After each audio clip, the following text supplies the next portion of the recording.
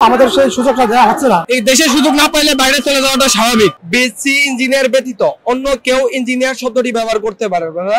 এখানে যদি তারা ব্যবহার করতে আটকানো হয় তাহলে কি করা উচিত? তাহলে আমরা আবেদন জানাচ্ছি যে সরকারের কাছে যেন আদালতে রুল জারি করা হয় এবং কেউ যদি ব্যবহার করে তা আটকানোর জন্য অবশ্যই আদালত থেকে একটি শাস্তিমূলক ব্যবস্থা হতে পারে, সেটা 6 মাসের জেল বা 1 বছরের জেল পর্যন্ত হতে পারে। সেই ব্যবস্থা চালু রাখার জন্য আমরা দাবি জানাচ্ছি।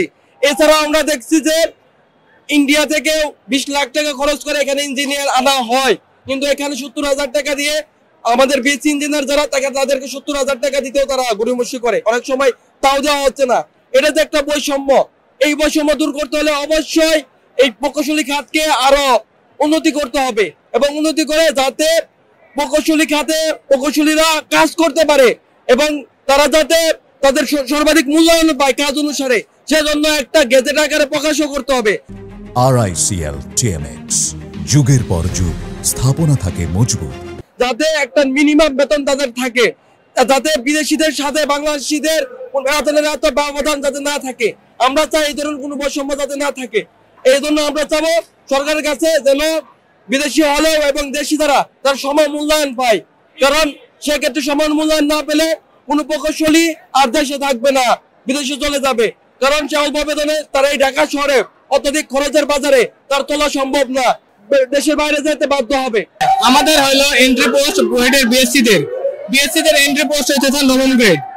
9ম গ্রেডে এখন দেখা যায় মানে ডিপ্লোমারা অনেকখানি ঢুকে আছে। যেমন ঢাকা ওয়াসাতে প্রায় 78% ডিপ্লোমা 9ম গ্রেডে প্রমোশন পেয়ে আসছে, যারা 10ম গ্রেডে ঢুকে 10ম গ্রেডে আমাদের অ্যাপ্লাই করার সুযোগ নাই।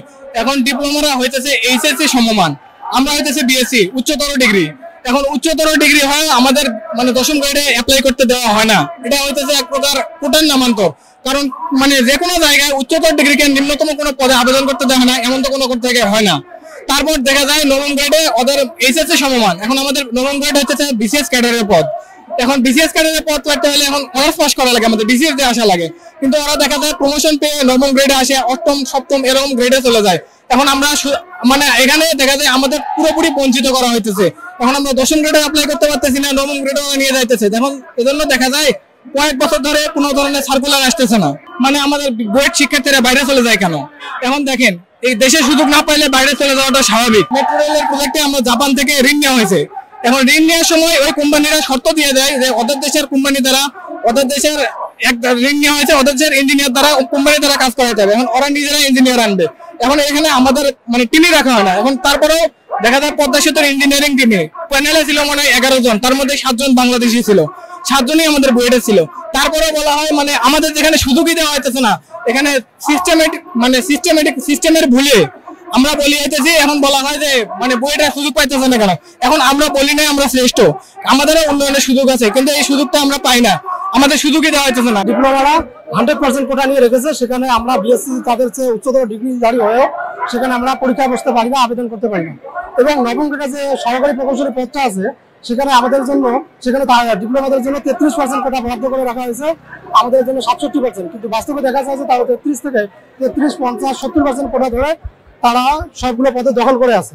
এবং যার কারণে বাংলাদেশের ইঞ্জিনিয়ারিং সেক্টরে ইঞ্জিনিয়াররা যে পাশ করার পর ইঞ্জিনিয়ারিং সেক্টরে প্রবেশ করে ইঞ্জিনিয়ারিং করবে, তারা যে ইঞ্জিনিয়ার শিখবে সেই সুযোগটা এই দেশে রাখা হয় নাই। বাইরে থেকে ইঞ্জিনিয়ার নিয়ে আসতে হবে, যেখানে আমাদের দেশের হাজার হাজার দক্ষ ইঞ্জিনিয়ার আছে। আপনি দেখবেন বাংলাদেশের পদ্মা সেতুর যে এক্সপার্ট প্যানেলের 11 জন ইঞ্জিনিয়ারের মধ্যে 7 জন ছিল বুয়েটের ইঞ্জিনিয়ার এবং 4 জন মাত্র বিদেশি ইঞ্জিনিয়ার ছিল। দেশে যে দক্ষ ইঞ্জিনিয়ার নাই, তার কারণ হলো আমাদের সেই সুযোগটা দেওয়া হচ্ছে না। আমরা সরকারকে আহ্বান করবো আমাদের ইঞ্জিনিয়ারিং সেক্টরকে ডিপ্লোমা সিন্ডিকেট মুক্ত করে আমাদের ইঞ্জিনিয়ারদের এই সেক্টরে প্রবেশ করার সুযোগ দিন, তাদের দেশের স্বার্থে দেশের কল্যাণে কাজ করার সুযোগ দিন, তারা তাহলে আর বিদেশে যাবে না।